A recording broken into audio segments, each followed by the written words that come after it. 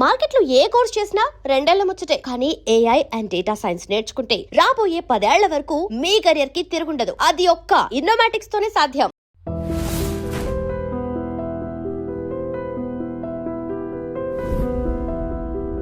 ఇప్పుడు ఈ క్లాస్లో పాండురంగ మహత్యం అని చాలా కాలం క్రితం ఎన్టీఆర్ యాక్ట్ చేసిన అద్భుతమైన పిక్చరు. ఆ రోజుల్లో చాలా పెద్ద హిట్. అన్నమయ్య రామదాసు తీసిన తర్వాత స్వర్గీయ అక్కినేని నాగేశ్వరరావు, రాజేంద్రరావు మీరు ఈ 2 సినిమాలు తీశారు, పాండురంగ మహత్యం కూడా తీస్తే బాగుంటుందని అన్న తర్వాత ఆ సినిమా చూశాను. చాలా అద్భుతంగా చేసిన సినిమా అది. పెద్ద హిట్ అయింది ఆ రోజుల్లో. సేమ్ సినిమా బాలకృష్ణలో తీయాలని డిసైడ్ చేసుకున్నాం. పిక్చర్ అంతా బాలకృష్ణతో తీయటానికి చాలా హ్యాపీగా స్క్రిప్ట్ కానీ ఎన్ని వర్కౌట్ చేసాం. కానీ మొదటి నుంచి నాకు భయం ఉండేది. ఆ రోజుల్లో ఆత్రేయ గారు చాలా అద్భుతంగా రాసిన ఆ పాట అమ్మ అని అరిచిన ఆలకించమ్మ అనేది చాలా హిట్ సాంగ్. అంతకన్నా గొప్ప పాట మనం చేయగలమా అనేది భయం ఉండేది. అయినా కూడా ఛాలెంజ్గా తీసుకుని అశోక్ తేజతో ముందు ఈ మాట చెప్పి, ఏమండి ఆత్రేయ గారు అల్టిమేట్గా రాశారు ఆ రోజుల్లో, అంతకన్నా బాగా వస్తేనే ఈ సిచ్యువేషన్ పెట్టుకుందాం అని చెప్పిన తర్వాత అశోక్ తేజ చాలా అద్భుతంగా చేశాడు. కీరవాణి దాన్ని మించిన ఛాలెంజ్తో ట్యూన్ చేశాడు. ఆ పాట పిక్చరైజేషన్కి తీసుకున్న జాగ్రత్తలు ఏంటి, అటువంటి సిచ్యువేషన్లో డైరెక్టర్గా ఏం జాగ్రత్తలు తీసుకున్నాం డిస్కస్ చేద్దాం. నాకు ఇంకో ఛాలెంజ్ ఏంటంటే, నా ఫేవరెట్ డైరెక్టర్ విశ్వనాథ్ గారు ఫాదర్ వేషం వేశారు. ఆయన ఉండగా టోటల్ సాంగ్లో ఫాదరు మదర్ అందరూ ఉంటారు. ఆయన ఉండగా ఆయన్ని మెప్పించే విధంగా తీయాలి అనే ఛాలెంజ్ ఒకటి ఉంది. ఎందుకంటే ఆయన సిచ్యువేషన్స్ కానీ అద్భుతమైన సీన్స్ తీసిన డైరెక్టరు. ఆయన ఎదురుగా ఒక పాట తీయటం అంటే కత్తి మీద సాంగులట్లేదు అనమాట. ఈ సాంగ్ సిచ్యువేషన్ ఏంటంటే, అప్పటి వరకు బాలకృష్ణ క్యారెక్టరు తల్లిని తండ్రిని కుటుంబాన్ని లెక్క చేయకుండా ఎప్పుడూ అమ్మాయిల పిచ్చితో అనేక దేశాలు తిరుగుతూ ఉంటాడు అనమాట. అలాంటి సిచ్యువేషన్లో ఒకరోజు 2 అమ్మాయిలు అమ్మడబడి ఒక ఫారెస్ట్లో ఒక ఆశ్రమంలోకి ఎంటర్ అయ్యి ఒక ఋషితో ఆర్గ్యుమెంట్ వస్తుందన్నమాట. ఆ క్యారెక్టర్ మోహన్ బాబు వేశాడు. ఆ ఆర్గ్యుమెంట్లో ఆవేశంగా ఆ ఋషిని కాలుతో తంతాడనమాట. తన్నేటప్పటికీ అతని కాళ్ళు చచ్చిపడిపోతాయి, అంటే పక్షవాతం వచ్చేస్తాం 2 కాళ్ళకి. అప్పుడు ఆ ఋషి చెప్తాడనమాట, నువ్వు చేసిన పాపాలు ఎంత అంత కాదు, ఎప్పుడైతే నీ కన్న తండ్రి కన్న తల్లి క్షమిస్తారో అప్పుడే నీకు మళ్ళీ విముక్తి కలుగుతుందని చెప్తామన్నమాట. న్యాచురల్గానే కాళ్ళు చచ్చిపడిపోయిన తర్వాత అతనిలో రిపెంటెన్స్ వస్తుంది, చేసిన పాపాలన్నీ గుర్తుకొస్తాయి. అప్పుడు అమ్మని నాన్నని తలుచుకుని వాళ్ళిద్దరిని రీచ్ అవ్వటం కోసం కాళ్ళు లేకుండా రీచ్ అవ్వాలంటే డేకుతూ వెళ్ళాలి. ఆ సిచ్యువేషన్ని ఎలా మేనేజ్ చేసి తీశాను అనేది ఒకసారి చూద్దాం.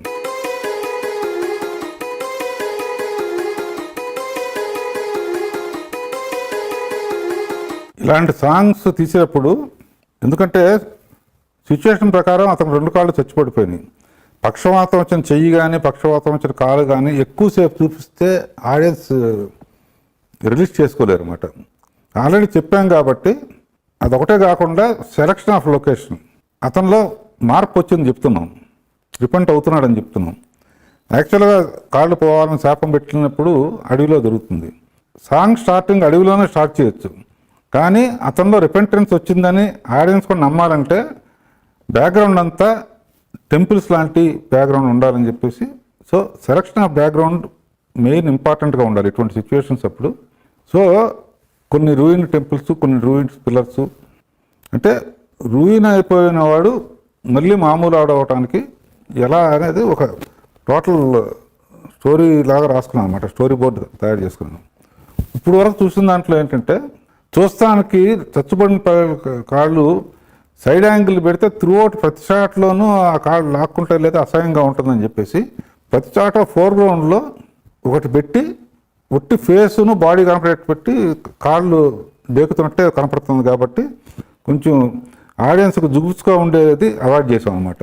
అందులో టాప్ యాంగిల్లోకి వెళ్ళినప్పుడు కూడా మీరు క్లియర్గా అబ్జర్వ్ చేస్తే టాప్ యాంగిల్లో యాక్చువల్గా ఒకసారి ఆయన చూపించాలి కనుక టాప్ యాంగిల్లో రాళ్ళన్నీ గరుగ్గా ఉన్నాయి. అతను చాలా ఇబ్బంది పడుతూ ఆ గరుకు రాళ్ల మీద మట్టి మీద ఇబ్బంది పడుతూ వస్తున్నాడని చెప్పాలి. టాప్ యాంగిల్లో జాగ్రఫీ చెప్పినా కూడా లాస్ట్కి వెళ్ళేటప్పుడు ఒక కొమ్మ అడ్డం ఉంటుంది, ఆ కాళ్ళు మట్టుకు కవర్ చేస్తాం అనమాట. సో ఎంత కురిగిపోయినా లేకపోతే పక్షవాతం వచ్చినా కూడా స్క్రీన్ మీద పెద్ద స్క్రీన్ మీద చూపించినప్పుడు అసహ్యంగా ఉంటుంది కనుక కొన్ని ఆడియన్స్కి కాస్త చూపించేసి మిగతా అంతా కవర్ చేసి తీశాను. అది క్లియర్గా ప్రతి చోట అబ్జర్వ్ చేయవచ్చు మీరు. ఇక్కడ నుంచి ఎవరి కోసం పాడుతున్నాడో వాళ్ళని రీచ్ అవ్వాలి. రీచ్ అవ్వటం ఒకేసారి మదర్ని తండ్రిని రీచ్ అయితే ఇద్దరు ఉండగా చేయాల్సి వస్తుంది. అందుకనే సపరేట్ చేయటం ముందు తల్లితో చరణంలో తల్లితో ఉంది కాబట్టి తల్లితో జరగడానికి వీలుగా లొకేషన్లో కోనేరులో నీళ్లు కోసం వచ్చింది, ఆయన సంజయ్ వార్చుకుంటున్నాడు, ఈవిడ ముందు బయలుదేరింది. ఫస్ట్ ఈవిడ చూడటం షాట్ వేసాం అనమాట. ప్రతి షాటు ఒక నంది సజెషన్లోనో ఒక పిల్లల సజెషన్లోనో ఒక పవిత్రమైన బ్యాక్గ్రౌండ్లో ఉండేటట్టు క్రియేట్ చేసాం అనమాట. ఫస్ట్ ఏంటి, ఆ బీజంలో ఒక యాక్షన్ జరగాలి. ఏం జరగాలి, నీళ్లు తెస్తుంది, నీళ్ళే ఎందుకు తేవాలి అంటే ముందే ఆలోచన పెట్టుకున్నాను అనమాట. దగ్గర రాగానే కొడుకుని చూడంగానే ఆ షాక్తో బిందె వదిలేస్తే ఆ బిందెలో వాటర్ ఆవిడ పాదాల మీద పడి ఆ పాదాలకి కడుగుతూ లైన్ మొదలు పెట్టాలని ముందు నేను ఫిక్స్ చేసుకున్నాను. సో ఇటువంటి పాటలు తీసేటప్పుడు ఏంటంటే ఆర్టిస్టులకి ఏ యాక్టివిటీ ఇవ్వాలి, ఆ యాక్టివిటీ ద్వారా మనం చెప్పాల్సింది చెప్పాలి. ఊరికినే ఆ అమ్మాయి బిందుతో వచ్చింది, బిందు పక్కన పెట్టి బాబు ఇలా అయిందా అని ఒళ్ళో కూర్చోబెట్టుకోవచ్చు. బట్ దాన్ని కూడా వాడుకోవాలంటే ఫస్ట్ టైం దూరంగా మాట వింది దగ్గరికి వచ్చి చూసేటప్పటికి కాళ్ళు చచ్చుబడిపోయిన అర్థం. ఇది ఒక్కసారి బిందు వదిలేసేటప్పటికి ఆ పాదాల మీద న్యాచురల్గానే నీళ్లు పడి ఆ పాదాలని కడుగుతూ అమ్మా నన్ను క్షమించు అని చెప్పటం. సో స్టోరీ బోర్డు క్లియర్గా వేసుకుంటే అక్కడికి వెళ్ళిన తర్వాత మళ్ళీ కన్ఫ్యూజన్ లేకుండా లొకేషన్ ముందు చూసుకుని 2-3 రోజుల ముందు లొకేషన్కి వెళ్ళి ఎక్కడ ఏ ఆర్టిస్ట్ ఎక్కడ స్టార్ట్ అవుతుంది, ఎక్కడికి వచ్చేటప్పటికి పర్ల ఎండ్ అవ్వాలి, ఎక్కడ వచ్చేటప్పటికి బీజం చేయాలి అన్నీ డిసైడ్ చేసుకోవాలి. స్టోరీ బోర్డు వేసుకుంటే అంటే నేను స్టోరీ బోర్డు రాయను కానీ నా మైండ్లో స్టోరీ బోర్డు ఉంటుందన్నమాట. అదే కాకుండా ఇటువంటి పాటలు తీసేటప్పుడు ఆర్టిస్టులు ఎప్పుడు నుంచోవాలి, ఎప్పుడు కూర్చోవాలి, ఎందుకంటే ఇతను లేవలేడు. సో వాళ్ళు కూర్చున్నట్టు చేయాలి. ఇవన్నీ కూడా ఏంటంటే ఆర్టిస్టులకి మామూలుగా అయితే ఇప్పుడు ఇలా చేయండి అమ్మని కావాలించుకోమని చెప్పచ్చు. ఇప్పుడు కాళ్ళు లేనివాడు ఏం చేయాలంటే మనం ముందు ఏం యాక్ట్ చేయాలో నేర్చుకోవాలన్నమాట. మనం ఎప్పుడు కాళ్ళు పట్టుకోవాలి, ఎప్పుడు ఆవిడ నేల మీద కూర్చోవాలి, ఎప్పుడు ఆవిడని ఎంప్రెస్ చేసుకోవాలి, ఇవన్నీ కూడా మనం కూడా ఏం చేయాలనేది చూపించడానికి రెడీగా ఉండాలన్నమాట. ఇప్పుడు తిరిగి చూస్తే ఫాదర్ వస్తున్నాడు. ఇప్పుడు ఫాదర్ దగ్గరికి మళ్ళీ ఆ బీజంలో యాక్టివిటీ ఉండాలి. అమ్మతో యాక్టివిటీ అయిన తర్వాత తిరిగి చూస్తే ఫాదర్ వస్తున్నాడు. నెక్స్ట్ ఫాదర్ దగ్గరకు వచ్చేటప్పుడు ఆ బీజంని ఎంగేజ్ చేయాలి. ఆ బీజంలో ఏం చేయాలి, ఒక్కసారి ఇద్దరు కలిసి ట్రై చేస్తారు. లేపడానికి ట్రై చేస్తే ఇంపాసిబుల్, మళ్ళీ కుప్పకు కూలిపోతాడు. దాంతో విశ్వనాథ్ గారు కూడా రాయి మీద కూర్చుండిపోతాడు అనమాట. ఫస్ట్ లైన్ అవ్వగానే ముందు మదర్కి యాక్టివిటీ లేదు కనుక మదర్ని అవుట్ చేస్తాం, ఎందుకంటే తర్వాత జరగబోయేదానికి లింక్ చేసుకున్నాం. సో అప్పుడు నాన్న సబ్జెక్టు కరెక్ట్గా వీళ్ళిద్దరి మధ్య ఉంటుంది. నాన్నతో డైరెక్ట్గా మొదటి నుంచే అక్కడ దండం పెట్టి ఫేస్ దగ్గరికి వెళ్తే ఇబ్బంది అని చెప్పేసి నాన్న ఒళ్ళో తలబెట్టి లైన్ స్టార్ట్ చేశాను అనమాట. గుండెల మీద ఆడుకున్నానని, నీ వేలు పట్టుకుని లోకం అంతా చూశానని. సో ఇదేంటంటే యాక్చువల్గా పొజిషన్స్ కూడా మనమే యాక్ట్ చేసి చూపించాలి. జనరల్గా క్రేన్ ఎందుకు వాడాలండి, టాలీ ఎందుకు వాడాలండి, అప్పుడప్పుడు కొంతమంది స్టూడెంట్స్ క్వశ్చన్స్ వేస్తూ ఉంటారు. కొన్ని లైన్స్ తెలియకుండా నన్ను ఇంప్రెస్ చేస్తాను. అందులో అద్భుతంగా అశోక్ తేజ రాసిన లైన్లో అమ్మకు బ్రహ్మకు మధ్య నాన్నే ఒక ఇచ్చినని. సో ఆ షాట్ అప్పుడు యాక్చువల్గా క్రేన్ అలా పైకి వెళ్తుంది. క్రేన్ ఎందుకు వాడాలి అంటానికి తెలియకుండా ఇవన్నీ వర్కౌట్ అవుద్ది.